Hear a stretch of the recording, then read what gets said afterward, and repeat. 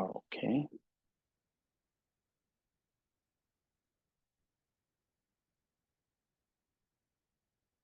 Namaskar. Welcome everyone.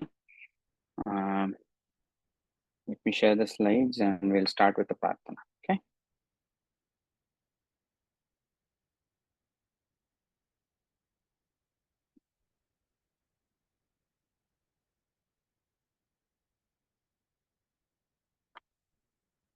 Okay. Gananaam tva ganapatihim havamahe kavim kavinam upavashravastamam jyeshtarajam brahmanam brahmanaspata anashrinvannotibhः seedasadanam Gurur Brahma Gurur Vishnu Gurur Devo Maheshwarah Gurur Sakshat Parabrahma Tasmai Shri Gurave Namaha Saraswati Namastubhyam Varade Kamarupini Vidyarambham Karishyami Siddhir Bhavatu Me Sada. Okay, so let's get started. Like I mentioned, my name is Ramsundar Janakiraman, and I'm an engineer from the Silicon Valley, specifically from the Bay Area, from from Fremont. I have my background is, I've kind of worked on a little bit spread out in terms of networking, security, and of late in ML and AI, predominantly in the area of cybersecurity and language models. The other thing is, okay, and I have been learning Sanskritam for probably like a little more than maybe 8 years, starting with Samskrita Bharati and then Harsha Seva Kendram, and then on to courses in Vyoma, predominantly courses from Soumya Bagni, and outside outside work, I love to swim, and as a family we actually do scuba diving. Kids are certified too, so most of the vacation ends up happening to some tropical places where we get to enjoy the world underwater. And so I kind of helps connect with the nature and stuff. Okay, and so what do we want to talk about it in this course is, so we just kind of trying to establish what is the relevance of Sanskritam in today's context, and how what are all the stuff that basically look at all the literatures in Sanskritam as a kind of a place where we can find design patterns even for the today's problems. Okay, if there is one takeaway, that is kind of what I want you guys to kind of keep in mind. Okay, so let's start with some of the questions. So kind of for some of you guys, these questions might represent that, but nonetheless, we'll start with this thing. So I had sent a survey with all the information and some of the questions that in terms of why did you guys start Sanskritam, and most of the responses that I had received was that everybody has a slightly more higher purpose compared. So Sanskritam is essentially the start of the journey, and some people wanted to learn other sahityam, some people were interested in Vyakarana, some people were interested in general linguistics, some people do really wanted to explore the land of science, and in some sense, there are a lot of people who have been contributing to this side of things, right? So one of the important reasons why there are two instances that triggered me on the lines of looking into Sanskritam from the perspective of science is, one, I had a brief conversation interview about some of the like how I was contributing to the data sets for Sanskrit translation, and I was just kind of trying to encourage him to start picking up Sanskritam a little bit early on. And one of the quick question was that they call me Raja at home, and said, Muhammad, that is for retirement. And that got me thinking, why does he think actually Sanskritam has to do with only retirement and not anything now, right? And the second thing was, once when I was teaching my son, both my kids learned Sanskritam as well. They actually are part of the Sanskritam as a foreign language program now. And they had been learning Sanskritam from the younger age. My wife is also a Safal teacher. So kind of most of the families involved in the Sanskritam, basically Indic culture and Sanskritam. And one of the days when I was actually teaching him math, the important question about right angle triangles and hypotenuse, the question was about why some of these terminology is a little bit complicated, right? And obviously, then I kind of ended up explaining to him, saying that, okay, we explain when we use these terminologies, it is precisely gives away the context around what the discussion is. So when I say hypotenuse, it talks about triangles, specifically right angle, and also the longest side. Right? So there is so much we communicate with us with simple terms. And the second question was about why should always these terms be Greek or either coming in from Latin or something of that sort, and why not anything from India if we have actually contributed so much to mathematics uh, since like more than 2,500 years, right? So we have like found texts in mathematics since then. So and that was an important question, and it got me thinking on, okay, let's really kind of look at what are all stuff that we have that we knew before the predominant discoveries from the West during the 1700 centuries, right? And that's kind of got me thinking in there. So then that pretty much boils down to saying, okay, do we learn English did we learn all English to just read, understand the Holy Bible? Definitely not, right? We kind of assume that when somebody learns English, it is essentially to be able to communicate with the wider world and be able to consume text in all forms of all fields and all verticals. So we never kind of very hardly associate English with any country. I mean, we do associate with the country, but not with any religion or any specific culture. No, kind of it is generally accepted as a universally spoken language, right? And that's how Sanskritam was in the early days within India, right? So a lot of there is a lot of part of India who were able to speak and use Sanskritam as a medium of instruction. I mean, South India Tamil has also been prevalent, but we could see so much of cross pollination of words, and to some extent even grammatical structures between these two languages, even though their roots have been traced back to two different places, right? And so that's kind of how I wanted to think about Sanskritam. So let's start, right? So Sanskritam, is it only for religious text and philosophy? Definitely not. We all should be thinking about Sanskritam as just an entry into a lot of text in different different verticals, right? Okay, so let's kind of see, okay, what are all things that we have? And I'm sure some of you guys probably have seen this diagram, and anyone who has not been there last week, this is essentially popularly referred to as Pascal's triangle, right? And each line is essentially corresponds to the coefficients, binomial coefficients of different order of polynomials. Let's say I take the third line, which refers to 0, 1, 2, which is a plus b the whole square, which is a square plus 2ab plus b square. So if you look at their coefficients, it is 1, 2, 1. So the third line essentially is the coefficients of a plus b the whole cube. And and this is used for multiple purposes. But little do people actually know, one of the names, we know this as Meru Prastaram. Even though this structure has always also been seen in the Chinese culture and a few others as well, but unfortunately we call them only as Pascal triangle, and most people don't even know what is Meru Prastaram.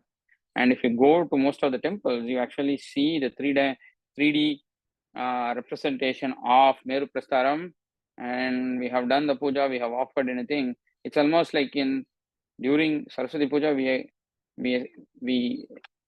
keep all our tools and we pay respect to it, right? But for some reason, Meru Prastaram, we kept it there and completely forgot about it. And the knowledge about what it was used for and things like that doesn't really come across. So in fact, in one of my mathematics classes, I actually tell the kids, next time when you go to the temple, can you find this?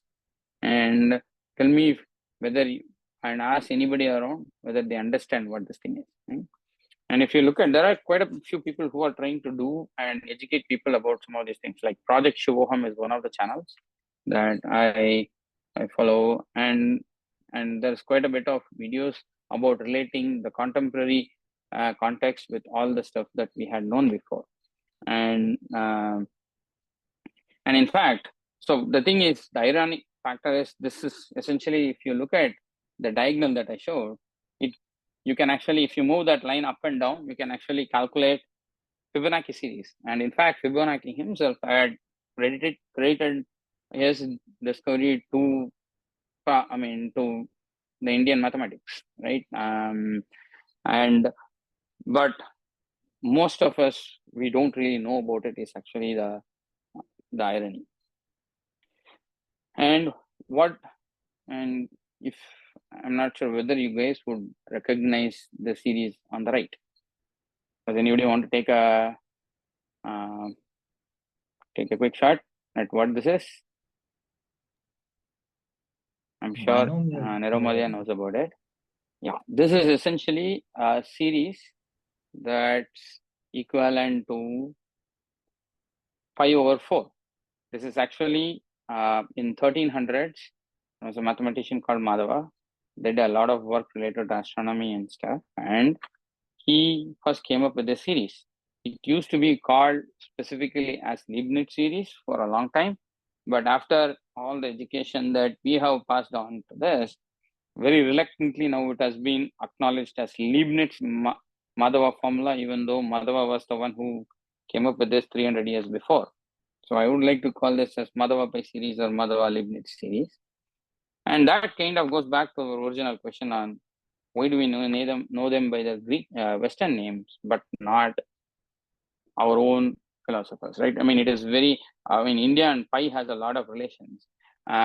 Even today's calculation of pi values, I think we have calculated a few trillion digits of pi after the decimal place, right? So, and it goes back to a variant of Ramanujan's series from 1927 with an improvement by another Russian in 1998. And that is essentially the series that we use to calculate pi today.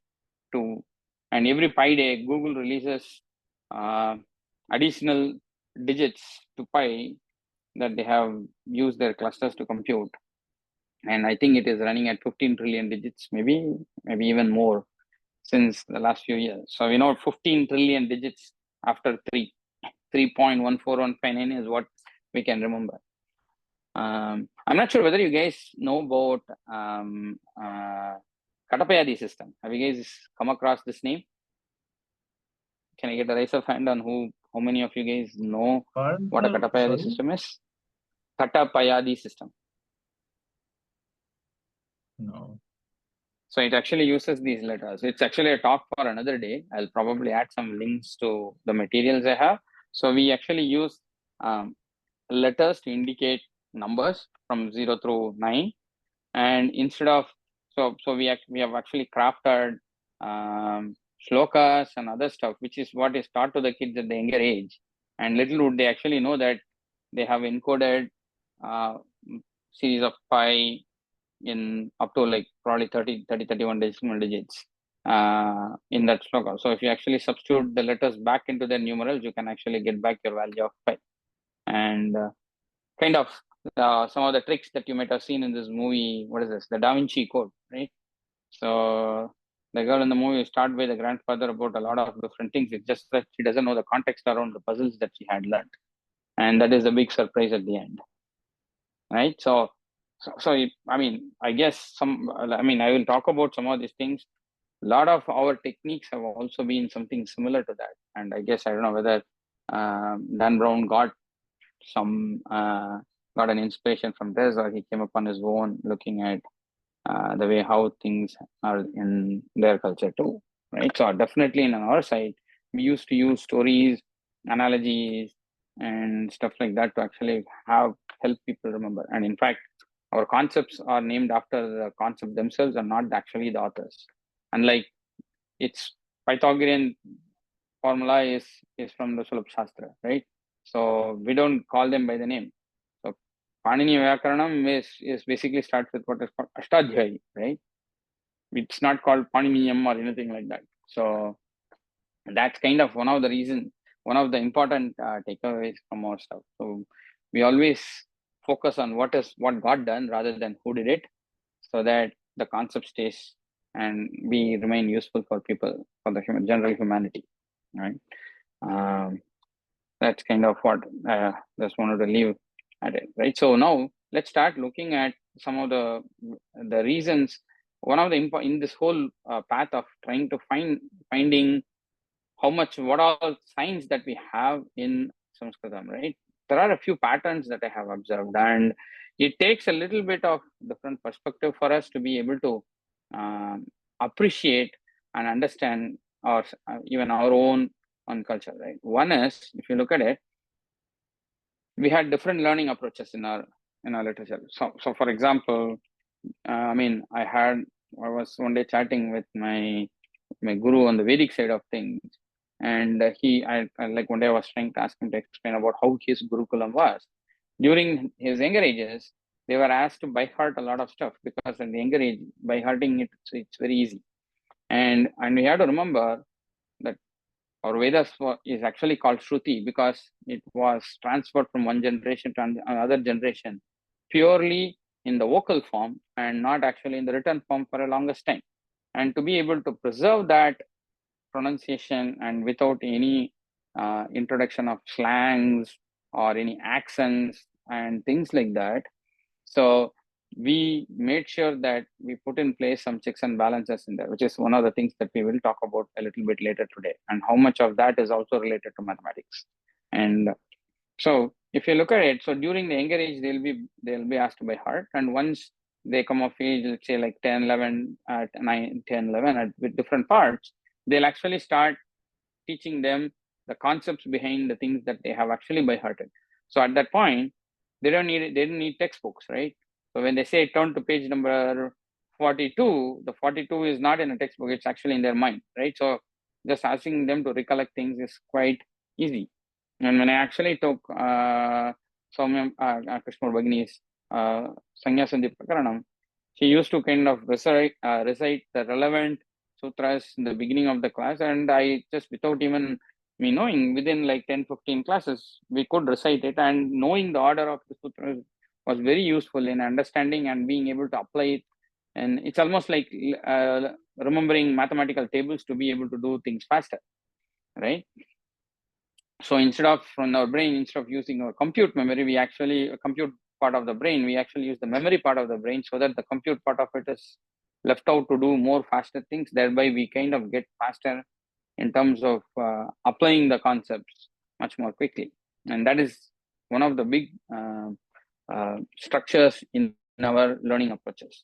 So where over a period of time, we will learn the technique and push that into our memory rather than actually using the compute part of the brain, and then kind of learn newer complex computations about, and then that's kind of how, even to some extent, we do that today, right? And we use building blocks to go to the next stage. And so let's say I'm from electronics background.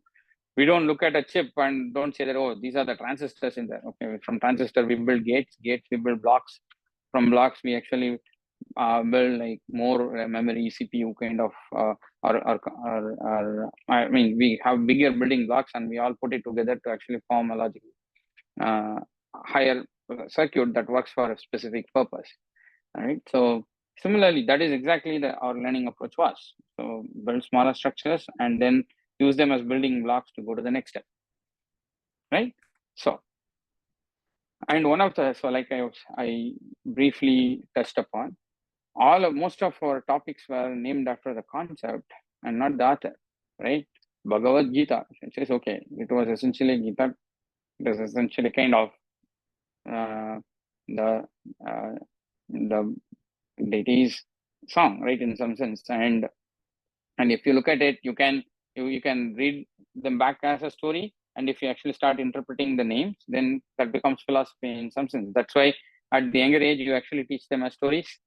And then after, once they go past certain age, then now you actually start saying the same things, but in this time, you can actually teach them philosophy about how they can conduct themselves, right? Ashta Adhyayi, so it is 8 chapters of grammar, right? So Mahabharatam was a later name. It was initially called Jaya Samhita, right? It is essentially the Jaya of Dharma, which is what is portrayed in the story, right? So always stand by Dharma and not. So the whole concept comes, is basically quickly recollected when you actually say the names, right? So that's one of the important kind of structures in our teaching process. And so if you actually start looking at things like that, then you will actually figure out, oh, so now you know which topic you want to pick up if when you're looking for information on specific areas, right? Right? Ayurveda. So Veda that essentially improves your Ayush, right? So Dhanurveda is Veda about, so we don't even know most of the times who actually wrote it. So it's about the karma and not is what is more important than actually the karta. And it actually comes about in our way we actually speak the language as well. So that's very important in this case, right? Okay. So the other technique that we use is using metaphors and stories. So my dad teaches Jyotisha, and one of the stories that at that time I was one of the questions. My I used to kind of question my grandfather a lot of uh, stuff about our own culture, our rituals, and all that stuff. So he would go back, try and find the meaning behind things, and come back. Things that he know, he would tell me. He would say, put yourself in those times and think about, oh, why are we asked not to clean the house after 6 p.m. is probably because the early days, the amount of light that you had after dark wasn't too much. So you don't want to sweep things out and throw away something that is more important to you, right? So don't do that after sunset, right? So things like those, if you look at the context of how the things were during the times it was said, you can actually understand the logic behind why most of the rituals were followed. Or in general, customs, even customs. There is a funny story about that I heard from my grandfather, which is, so apparently the reason why he told me the story is it is good to kind of ask the question on why we do certain rituals, so that you know the reason behind it and you can actually serve its true purpose than the purpose that we were, in addition to the purpose that we were told to, right? So one of the story that he narrated was, apparently somebody was was invited for a dinner, so let's say somebody was visiting let's say the company from a different location, and and person who was hosting him asked this person to come home for dinner. And so when he was served dinner, so they put a banana leaf and then actually placed a big wooden stick, or like rather that you can actually beat somebody up next to the banana leaf. So the moment this banana leaf was placed and then this thing came by, he got startled about what is going to happen after he has consumed the food, right? So he actually wanted to know the meaning, and he immediately asked the host, okay, why is this stick for, and what is the purpose of this? And so he said, I don't know, and my wife knows about it. And he asked his wife, and his wife says, no, it's my mother-in-law used to do it, so I just picked it up from her. So then he said, okay, you know what, why don't you ask your mother-in-law? So they went and asked the mother-in-law, and she said, no, we don't keep this big of a stick. It is much smaller. It is probably much thinner and not this long, probably like a couple of feet long. And then they asked, okay, what is the whole purpose of the stick? And she didn't know either. Okay, you know what, I need to ask my mother-in-law. And she was like a old lady. And when they asked her, she said that, oh, no, it used to be like really a small matchstick size thing. It is essentially to make sure that you can pick your tooth after you have eaten the food.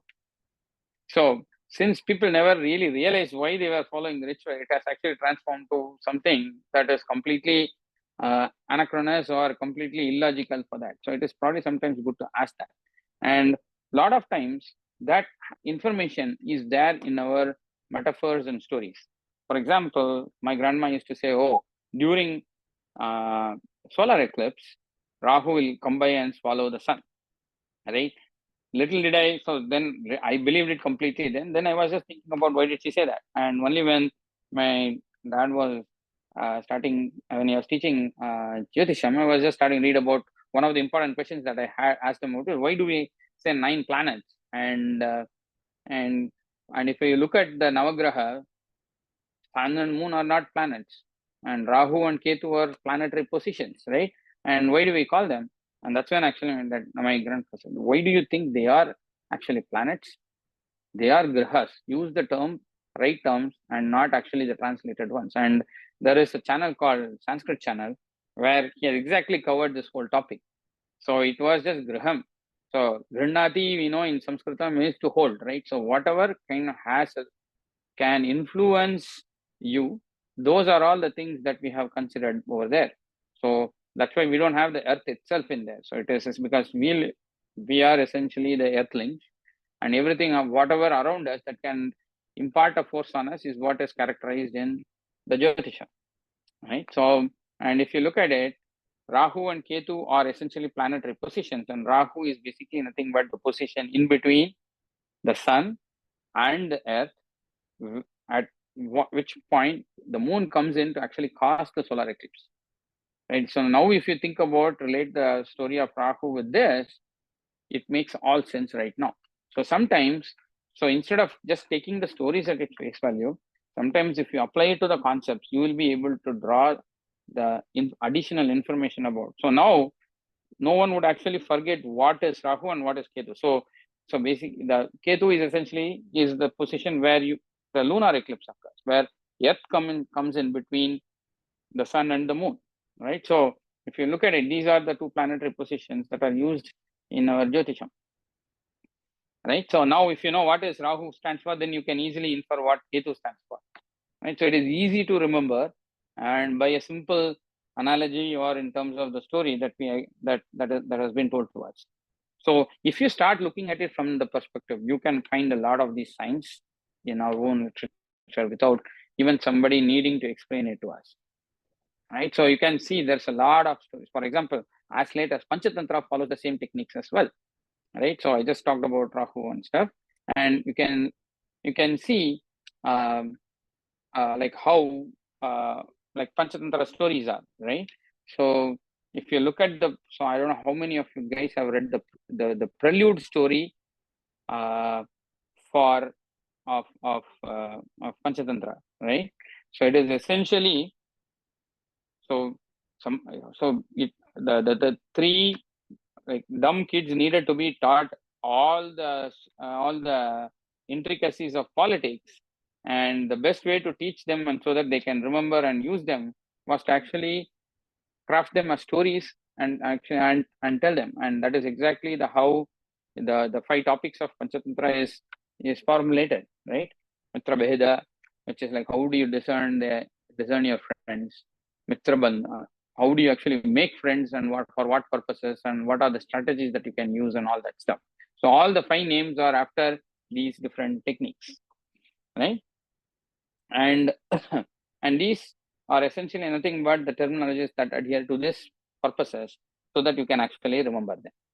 Okay, so now so basically what is the summary is, you have to look for these hidden parallels and you will be able to find quite a bit of relevance between Sanskritam and science as is today, right? While the course is going to be more on how some of these concepts that we are going to use in AI, predominantly this applies to the general science, math, and whatever the contemporary stuff, even art, and all aspects of what we learn today.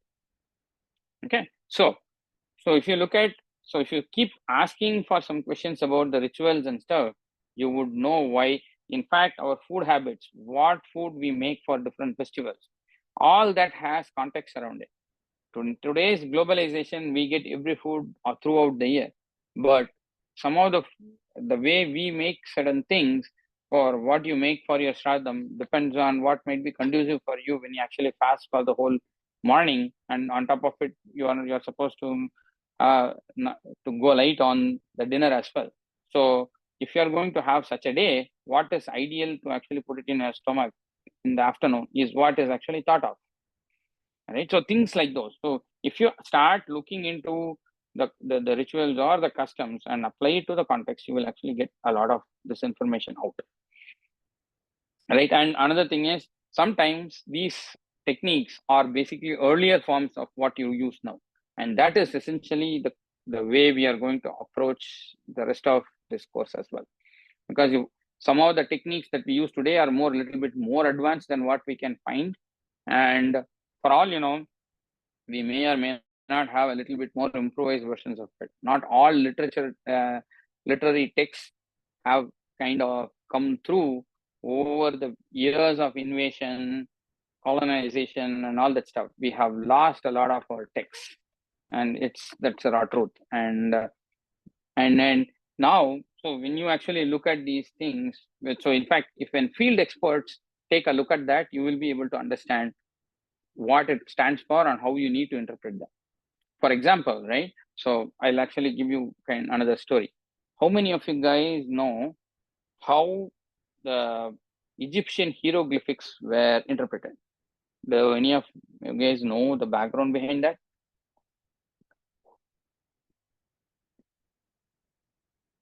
Right? Any of you guys know? So basically, so when they funded this, I think it was, I guess between, I think it was funded by France.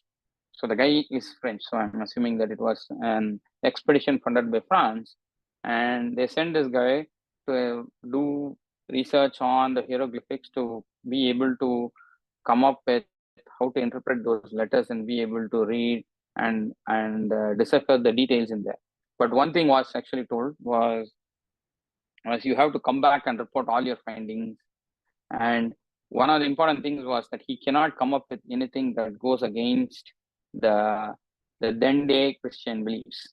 And so that's the reason they have to actually come back and report to the emperor before that information becomes public. So this guy came by. The main reason that they were able to start with in interpreting these characters were there were a sect of Christians called Coptic Christians. And these Coptic Christians were descendants of people who had come from Egypt and settled down. And some of the characters in those that they were using in their texts look very similar to the Egyptian hieroglyphics. So he basically started tracing the roots and different forms of these letters slowly, and then he was able to extrapolate that and be able to apply it to the hieroglyphics themselves. And that's when I was able to come up with the patterns in these hieroglyphics to be able to read it out. And it was very ironic that he found the dates of what was written in these hieroglyphics beyond what he can say it in public. So until his death, he started documenting a lot of this stuff, and while working in those pyramids, in those enclosed spaces, he ended up, I think, contracting some disease, and pretty much died without even making this information public. And only after his death was people figured out that this guy had actually interpreted the hieroglyphics. It's actually a good documentary that I got to see somewhere, and it was very interesting on how this person was not being able to give the credit. And similarly, if you'll actually look at it, I recently saw another episode from Project Shivoham about the roots of Shivratri and how the story of the Shivratri is actually seen in a lot of coins. And these coins goes all the way back to our Sindhu Valley civilization, right? And that is how. So unless otherwise you are culturally related to it, you may not actually get the insight into the research that you're doing. So it is actually important for today's people in different fields of research I mean, doesn't matter. It could be finance, it could be anything. To be able to go read it, and thereby some of these hidden information that we have in our literature can be brought back to public consumption. And in some sense, it actually it brings back the self-esteem, saying that you can break away from the West is best kind of this paradigm and be able to say that, okay, you know what, we knew many things before, and it is not that we had to be taught all these things to be able to be good at whatever we do today, right? I mean, like many we have Indians flourish in our own fields across the world, and right, and most of the time it has been told that, oh, because you were given the English education, that is why you are able to do it. But contrary to that, if you had known most of the stuff, you could have actually taken a lot of cues from it and taken design patterns to improve today's science in some sense. And we'll see some of the examples of that too, right? The other thing that we want to look at it from that is the terminologies that we use today could be quite different from what was in our literature. So one classic example, anybody who has gone through Sanskrit, Sandhi, right, will be able to say, okay, what are the equivalents of add, delete, and modify, right? Add is agama, where you add a letter, where delete is basically a disappearance of a letter, which is lopa, right? And then a modify is essentially a character is replaced by something else, which is adesha, right? So if you go and look for add, delete, modify, or its translations into one of our vernacular languages in Sanskrit, in Sanskritam, you will not be able to find those exact terms. You may have to go back to the principles and see how that principle, we use that principle today, right? So the reason why I'm actually spending more time on this is once this course course is over, I would like you guys to go back and look at it from this perspective to see whether whatever you have learned, can you find any patterns or designs that we actually use today that can essentially be kind of can be traced back to something that we knew before. Not to say that because when we evolve and we try to solve problems, every civilization and every time we actually come up with some logical progression, right? And similarly, that is how it has. One of the examples again that I can give is, so if you look at most of these island countries or these remote islands, they have a life very similar to what we follow in Hinduism today. They are very closely tied to the nature, and some of their rituals and customs you can actually see very close to what we do today. So, for example, in Hawaii, some of the way they actually start the fire and altar is very close to how we actually do Homa today. And there are some, I can actually forward some like articles about some like discussions between two people from the two cultures who have exchanged these ideas and see and kind of come about in identifying the similarities in these two. It's just that we had a lot more contained, peaceful way of for a long time that we were able to improvise our stuff and get to a point where we were before the onslaught of all the invasions and everything came by. Okay, so that's the important takeaway.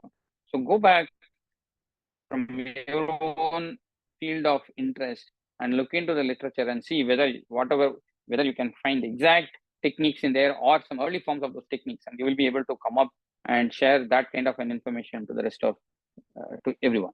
And that's kind of one of the hidden purposes of doing this. Okay. And what we'll do is we will actually take one Vedic technique first and see how it applies to today's technology in engineering before we actually go into predominantly into Ashtadhyayi and the techniques in there that applies to AI as of now. Okay, good. So now that we have talked about what this course is for, let me just spend a moment to say what this session is actually not about. I would like this session to be more of a discussion rather than a course. Okay, so I would like you guys to go back, think about some of the things that I have talked about today, and see if you can come up with things in, okay, people might be in the field of construction, people could be in a field of Ayurveda or in allopathic medicines, and you might be able to find some contemporaries or applications of some of the concepts that you guys today, going back to uh, our own roots, right? So what I would like to do in this cases is we will probably have some sessions just reserved for discussions, and where we will probably, instead of going into a lot of new materials, we will probably exchange some of the thoughts to see what all areas that we can explore and come up with some similar kind of material or similar kind of content, right? So while I we can see a lot of similarities between these, I'm not trying to establish exactly, oh, it's today's techniques all came from this route. That's not exactly what we are trying to say. So if you are given, if you're essentially faced with a specific problem, there is a high chance that you will with the evolution of with the way how we have evolved, there is a high possibility that you will come up with similar solutions, right? So that kind is what we are trying to essentially highlight, and not to say whether chicken came from the egg or egg came from the chicken, right? We are not trying to do any of that stuff. And at the same time, I don't want it to start like conspiracy theories. Oh, we have been there, done everything, and today's science is nothing compared to what we have in our Shastra. There are things that we have improvised because of the technical advances that we have done in the, but it is important to also think about, to also keep in mind that the guys who had done research during those days are also capable people with whatever they had actually. So how Einstein could come up with a theory of relativity by just simple thought experiments, right? He didn't construct any, he was very bad at experimentation. So all of the things that he came out and proposed about theory of relativity was all his thought experiment.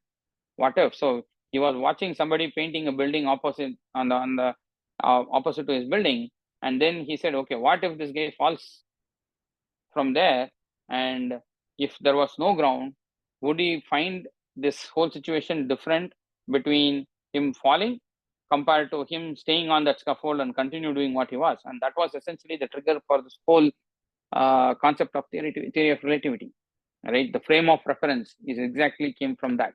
And something, so I'm sure without the today's tools and techniques and all the advancements, we should be able, there are things that could be achieved, and that is kind of how a lot of stuff that we had have we have done things like that as well.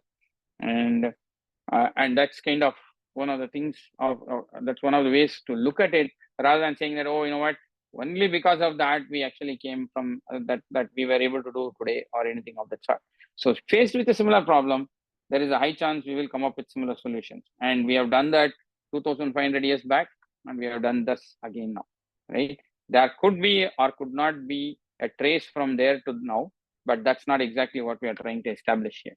All we are trying to do is, okay, if this is the progression of thought, oh, we have something else there, but we don't actually have some, we have it today, or, and there is some similar problem to which we can apply that technique. And that's kind of what we want to take away from this one. Okay. Right. So, and so that's why. So we don't want to infer a cause and effect kind of phenomena here. All we are trying to say is, oh, we have seen similar techniques here, and that's what we see here as well. Okay. And this essentially could be a good trigger for the younger generation to give them a purpose to why it is good idea to kind of learn Sanskritam, because there's so much of literature in there that's lying there just to be explored, right? So for example, Sadrupamala is actually one book, which is a compilation of a lot of mathematical techniques by essentially a prince from 17th century. And that has a lot of concepts of that math in there. And I believe only the first 400 has been published, and the rest of the 400 is still in its original scripture form, that some of it is probably damaged, or we haven't spent the time to actually publish them in today's kind of format of books and stuff like that. So that could, and the thing is, even the among the 400 that has been already published, we have probably decoded 100 or 200 of them, something like that. I don't have the exact number, but we have probably decoded a subset of that, and there are still some more work to be done. And I know of somebody whom I know in the Sanskritam circle who has actually taught a class on this, in this concept, and he was actually saying that there is work to be done in there. And anybody who is like from a mathematics background, and who also understands Sanskritam, this is probably an interesting project to pick up and do, right? So things like that is what we are looking for. So inspire the younger generation to actually give them a purpose to learn their own roots, and thereby be able to go and explore their own uh, um, culture and literature, right? And good thing is there is a lot of YouTubers and bloggers who are coming up doing this right now. And I have listed some of, so I'll actually, so if you go to the classroom page, there is a directory which with materials where I've started putting in a lot of research papers in AI. I also put in a document which has some blogs in the area that explains in very simple terms, and some parallels about, okay, how did we know pi in terms of how our knowledge of pi evolved compared to how the pi concept of pi came in from the European side to us, right? So you can actually kind of see the parallels between these two, and that is one of the that is how I actually bumped into this series. We knew them as Leibniz series for a long time, but little did we know that Madhava came up with similar concept in 1300s, good 300 years before, right? And not only, there is actually a video of there's a YouTube channel called Mathologer, and that guy has actually talked about this in detail about what the whole works of Madhava. And it's actually, and I have put in some of those links to those videos in the document. I'll probably show you at the end of this. Okay, good. So like I said, Sanskrit channel, Project Shivoham, and even like what I'm going to present from the perspective of Shtadhyay, there are other people who have done something similar. When it comes to mathematics, I can say Professor Ram Subramaniam sir has actually done a lot of work, and in fact, he has once in one of his talks talked about how he had done the research and it was not accepted by to be a PhD work or a research work, and then he had to fight to actually establish that and things like that. Because that's one of the things that happens today. Because if the original sources and literary doesn't go back to some published work from the West, it doesn't carry that much credibility and all that stuff and things like that. So okay, so and I have put in some of those, so that's why I actually put in this Mathologer as well. So that guy is pretty genuine in terms of explaining the concepts of it. He even has a video on concept of infinity by Ramanujam, and how obsessed was Ramanujam with this concept of infinity and things that he left behind. It is very ironic that Ramanujam stated a lot of postulates without the proof, and it almost looks like I should probably put that as well, that he didn't have enough money to buy paper and write his proof, so he used to use a slate and a pencil, and he used to kind of do it and erase it, and then only kind of write down the final equation that he arrived at, because he thought whatever he was able to do, somebody else will be able to do. And there is actually a talk by the president of, I think, the Trinity Association, which is essentially the equivalent of mathematics, like the equivalent of the Cambridge Mathematics Association in US, and he had worked on something that Ramanujam had worked, and he actually had access to some of the papers that Ramanujam had sent to Hardy, and that was given to somebody else who didn't understand, and they were about to kind of send it to an incinerator to burn them all. And luckily, somebody in that younger generation said, okay, you know what, you guys are working in this field, why don't you take a look at it to see if it will be of some use? And this guy found all this stuff, and he was like, man, this was that's like just a day away from getting burnt, and this person got access, and he actually gave a talk about how many of these things that Ramanujam had actually come up with in 1920s, and later it was rediscovered again to a lot of pomp and lot of accreditations and all that stuff, that Ramanujan had just already come up with it like 50 years back. It's just that some of it had proof, some of it didn't. And he explains the complexity behind that math and stuff like that in a very honest way. And it was actually quite interesting. I'll actually put those videos as well in there. Quite interesting to see and get ourselves exposed into some of our own people who have contributed in a big way there, right? So, so Sanskritam has both kinds of text, right? And I know we know of the one part of it, and I think we should probably pay attention to the other side of it and expose ourselves to the science and math and like medicine in there in our literatures, right? So for example, one of the things kind of just briefly wanted to touch there is that Sanskrit effect. There was a small I think it was a smart coverage about this thing called Sanskrit effect. How when kids are made to memorize stuff, it actually improves the memory, the capacity to hold memory at a very young age, and how it actually puts the onset of Parkinson's disease or anything that is brain related stuff, like it basically delays the onset of that or completely removes that, right? So, and they have figured out that they have a higher capacity to absorb the memory and all that stuff.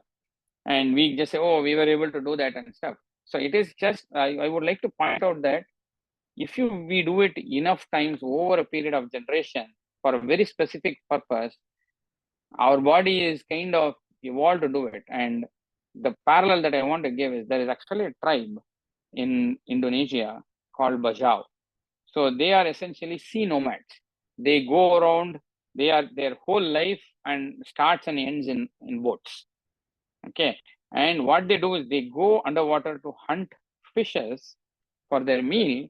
And it was found that they can actually stay underwater to a good 15 minutes holding their breath and like actively hunting. They are not just simply sitting in one place and actively hunting. And even the best of free divers have probably shown the capacity to stay underwater for maybe like 8 minutes or something like that. And that kind of probed them to do some research. And what they figured was, because generation after generation they have been doing this, they found out that they have much larger spleen in their body. And the main function of the spleen is to essentially infuse oxygen in infused hemoglobin into the blood. So when the normal blood capacity runs out, the spleen pumps up the additional oxygen that it has in store that allows them to stay underwater for that long while actually doing the strenuous activities. So if we understand such an effect from what we had over a long generation, then we will be able to understand the whole Sanskrit effect, which has been put in as if it is some magic kind of stuff, or it is completely said, oh, this is completely not possible. People are just kind of writing it off, saying that, oh, this is not possible by us, so it can't be possible by you. But if we go back to saying why we had that, because it will probably go back to how we ran our Gurukulams, right? Kids were asked to memorize the textbooks first in some sense, and then they were asked to recollect those textbooks when they were taught the meaning and the concepts behind that. And if you do it for generation after generation, and you will probably end up with a much higher capacity to remember and recollect things, just because of the evolution of our structure. And those are all some of the things that we lost over a period of time. So if we also kind of look at some of these things in a more pragmatic way, we might be able to find what helped us achieve those, instead of just kind of dropping our jaws and say, oh, we were able to do that, right? Now we can actually say, okay, we can probably repeat it. And if we start now, maybe like our grandkids or our great grandkids will be able to actually go back to that level of being able to retain and utter things and stuff like that, right? And or probably we may have some already Gurukulams that are running these, and you can probably see those the same effect continuing in some ancestries even today, right? And instead of just being awestruck about it, we might be able to give a scientific explanation, be able to understand it from that, and actually be able to share this information, and which is what with others, and which is what we have been doing for all along. We just when Vasco da Gama came to India, and when we started trading with the West, it's not just that we were always our whole bringing up is about sharing things for the greater well-being, right? If you look at the meanings of all Shanti mantra, that is what it keeps reiterating again and again, right? Like for example, in Gosha Shanti, it's Tayaham Shantya Shanno Astu I forget the exact. I'll actually bring it up. It actually says that if you give me this Shanti, I will use this Shanti and essentially kind of spread it to everybody. And that is exactly the meaning behind that. And it is kind of, you can see this theme recurring in our Shanti mantras over and over and over again. And if you keep repeating these mantras, and that is essentially the culture that will be imbibed in us, right? So sometimes if we take and look at it from what is the purpose and what's been told, you might actually kind of be able to discover even higher ideals that we have been taught for generations to come, right?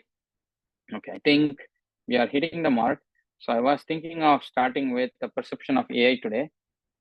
So I think given that we are done with the intro, probably this might be a good point to stop and start with the perception of AI, really dive into the AI part of things and talk about the history of AI from how I look at it. I mean, it may or may not be exactly how most of all the experts might look at it, but I just want to kind of probably stop at this logical point and probably start on this next class. That'd be good.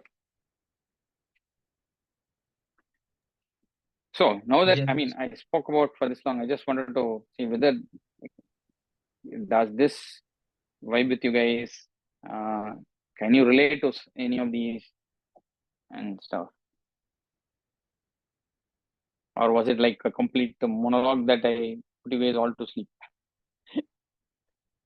Thank you. It was very informative. A lot of it we could relate to, and we are eagerly looking forward to more. So I hope, yeah. So, and I think as we progress more into this thing, I would like people to come up with, okay, what are things that they have read, they could actually associate to what they do in the daily life today. Right? Be it in terms of just the rituals, or probably in terms of what they cook, how they do things, or like do them in like in maybe some traditions that you guys follow that goes back to what has been taught and some of the literary stuff that actually applies to exactly what we do today. Right? So I would like to have some discussions on those regards.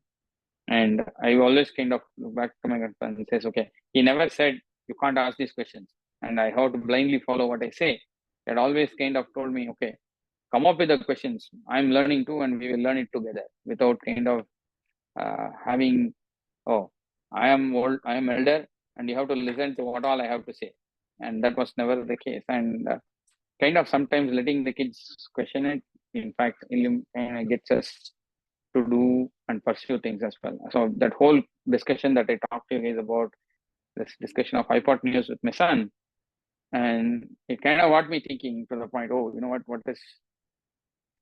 what's in there, and it gave a path to a complete a new world that I had not been exposed to until then. Right? Okay. Let me utter the Shanti Mitra and we can wrap it up. Okay.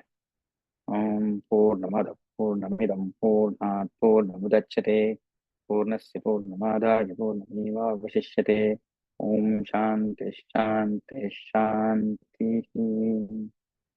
Let me stop the recording first.